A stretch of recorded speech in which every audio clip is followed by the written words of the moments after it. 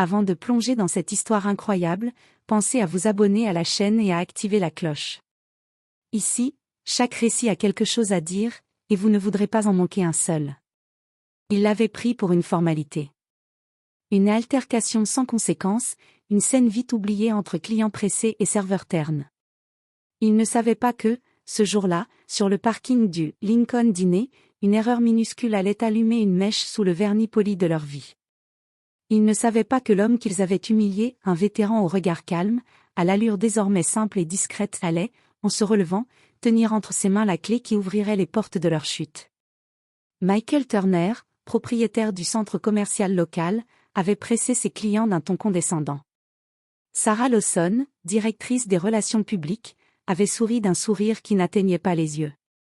Tom Bennett, avocat influent, avait porté la main plus qu'il ne fallait. Ils riaient, ne voyant dans leurs gestes qu'une domination sociale, un rappel de qui commandait dans leur quartier. Mais ce vétéran, Jim Wallace, portait plus que des cicatrices physiques, il gardait une mémoire précise, des principes et des alliés dont ils ignoraient l'existence. Ce qu'ils avaient cru être un fait anecdotique allait, en fait, réveiller une histoire ancienne, des dettes, des compromissions, des preuves enfouies et transformer l'humiliation en une révélation qui les dépouillerait de tout. Ce récit raconte la lente chute de ceux qui croyaient être intouchables, la force discrète d'un homme que la société avait tenté d'oublier, et la façon dont la vérité, quand elle trouve un visage, finit toujours par exiger réparation. Voici l'histoire de l'humiliation qui ne devait être qu'une scène de plus, et qui devint la tempête qui emporta tout. Michael Turner aimait les chiffres. Les contrats, les courbes de croissance, les plaques de marbre sur le hall de ses immeubles, tout était calculable. Quand il regardait sa ville depuis le balcon de son bureau, il voyait un échiquier où chaque bâtiment, chaque entreprise avait sa place et son rôle. Il se voyait roi. Sarah Lawson voyait l'image, brochure, photos, campagne, elle ne laissait rien ternir l'éclat. Tom Bennett voyait la loi comme un instrument malléable, une langue pour convaincre et un marteau pour achever. Le Lincoln Diner était un de ces lieux que Michael considérait comme décoratif, un bistrot confortable où ses clients prenaient un café entre deux rendez-vous. Ce matin-là, une place de parking, un malentendu avec le vigile, et James Wallace, appuyé sur son déambulateur, fut accosté par un jeune employé qui se permit une remarque salée. James répondit avec dignité. Le ton monta. Michael intervint, Sarah observa, Tom ricana. Sans que le moindre d'eux ne mesure ce qu'il faisait, ils le poussèrent, humilièrent son nom, son passé, ils firent de lui un spectacle. Après la scène, le téléphone de Sarah bipa.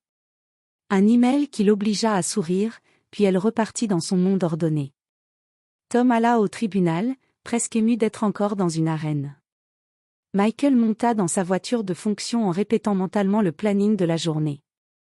Aucun d'eux ne vit la main tremblante de James qui rangeait son chapeau. Aucun d'eux n'entendit le murmure que James grava dans un carnet, rien ne se perd. Rien ne s'oublie. Ce carnet contenait 30 ans de mémoire, nom, date, transaction. Avant d'atteindre le Lincoln Diner, James avait été officier logistique, puis enquêteur pour des commissions internes. Il connaissait des gens, des faits, des comptes, des preuves. Des silhouettes grises, des conseils d'administration, des contrats en apparence propres qui cachaient des filaments d'ombre. Et au milieu de ces fiches, une feuille annotée mentionnait le projet, Sequoia, un montage financier qui avait touché Michael Turner, avec des ramifications jusque chez Tom Bennett. James n'avait jamais parlé. Il observait. Il notait. Il attendait peut-être l'instant pour que le vent tourne.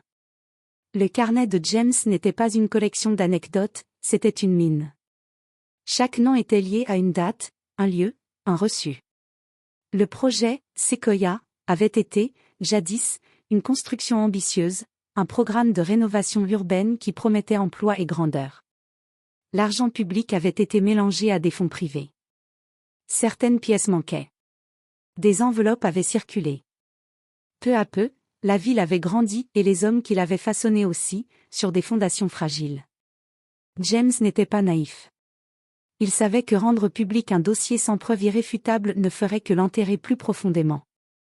Mais l'humiliation subie ce jour-là ranima quelque chose chez lui, non pas une soif de vengeance personnelle, mais le désir que ceux qui avaient façonné l'injustice ne puissent plus se cacher derrière leur titre.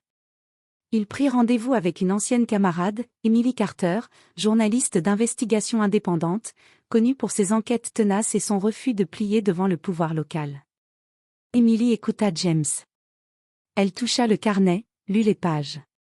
Elle comprit l'ampleur. Là où James avait une date, elle vit un angle d'enquête. Là où il lisait un nom, elle vit un réseau. Ces questions firent émerger des connexions, un marché truqué, des permis vendus, des audits maquillés par un cabinet lié à Tom Bennett. Emily accepta de creuser, mais avec un avertissement, on n'attaque pas des gens puissants avec des impressions. Il faut des documents, des témoins, des traces bancaires. James accepta. Il connaissait un homme, Hector Moral, un ancien comptable devenu concierge, qui avait gardé, par peur d'être découvert, des copies papier. Hector se souvenait. « Ils m'ont payé pour taire », murmura-t-il. Mais il avait gardé des doubles, par précaution. Les grains de sable commençaient à encombrer les rouages. Pendant ce temps, la journée des 3 humiliateurs avait suivi son cours. Michael signa un protocole de financement, Sarah peaufina une campagne, Tom obtint une décision favorable. Ils étaient loin d'imaginer que, derrière ces pages, une main discrète rassemblait les pièces d'un puzzle qui allait changer leur destin. Emily publia un article sobre, précis, qui mentionnait des irrégularités dans le projet Sequoia. Les lecteurs lurent, certains s'agacèrent, d'autres ne remarquèrent rien. Mais une réaction ne peut rester indéfiniment locale. La nouvelle fit son chemin. Un détective financier fut engagé. Les comptes furent passés au crible. Les premiers indices pointèrent vers des virements suspects vers un compte lié à une société écran. Le nom de Michael Turner commença à apparaître dans des documents dont il ignorait l'existence. Michael sentit la pression.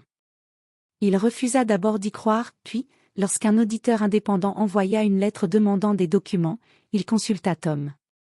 Tom, d'abord confiant, trouva des anomalies dans les contrats qu'il avait lui-même signés pour officialiser certaines transactions.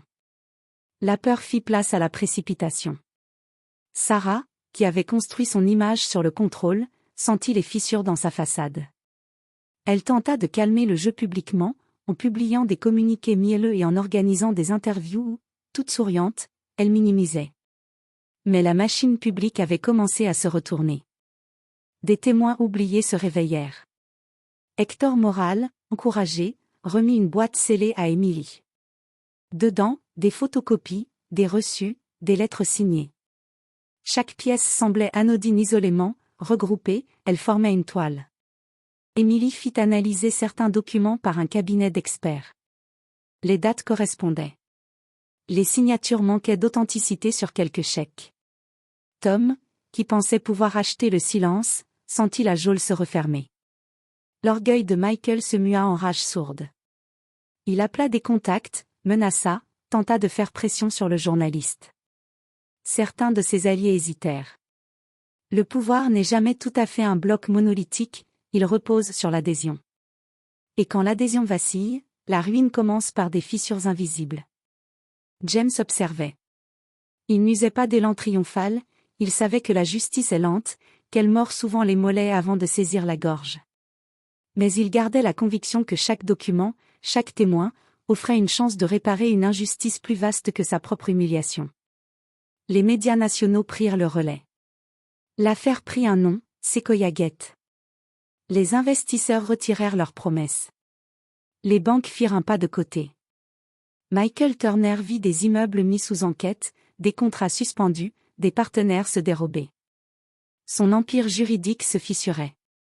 Tom Bennett eut l'audace de jouer sa carte habituelle, contester, suborner, lier le débat à des formalités techniques, mais l'accumulation de preuves rendait la rhétorique inefficace.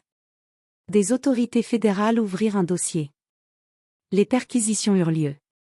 Sarah fut contrainte de démissionner du comité de développement urbain, sa réputation entachée par des courriels rendus publics qui laissaient transparaître cynisme et mépris. Le public était indigné, non seulement par le détournement financier, mais par la dissonance morale. Ces leaders locaux qui avaient brocardé un homme simple se révélaient complices d'un système qui affaiblissait précisément les communautés qu'ils prétendaient servir. Les réseaux sociaux amplifièrent les propos. Des manifestants se rassemblèrent devant le Lincoln Diner, des anciens combattants s'unirent au nom de James, non pour célébrer la vengeance, mais pour exiger transparence et réparation pour tous les laissés pour compte. La chute prit une forme administrative et symbolique, révocation, poursuite, confiscation d'actifs.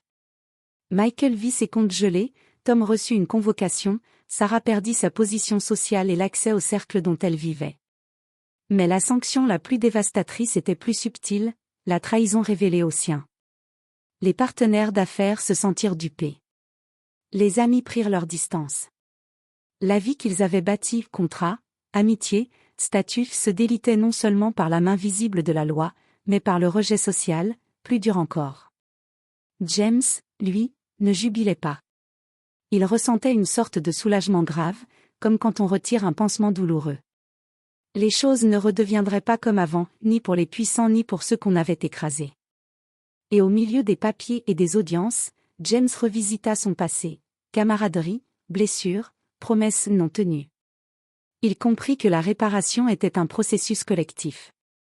Devant les tribunaux, la vérité dut se matérialiser. Des témoins se présentèrent, Hector Moral parla, un ancien comptable d'une firme partenaire accepta de coopérer, un ex-dirigeant avoua des versements pour préserver son poste. Tom tenta des manœuvres retardées, discréditées, mais la somme des documents et des témoignages forma une mosaïque trop dense pour être disloquée par l'habituelle rhétorique. Les audiences publiques furent douloureuses. Michael, habitué à la maîtrise, s'effondra en privé. Sarah fit des excuses publiques, mesurées et froides, elles sonnèrent creuses. Leur humilité contrainte et tardive n'effaça pas les blessures infligées aux vétérans ni la colère d'une communauté trahie. Pourtant, l'événement apporta aussi des choses inattendues, une commission de réparation fut proposée, dirigée par des membres indépendants, destinée à réaffecter des fonds au programme de réinsertion des anciens combattants et à des projets communautaires.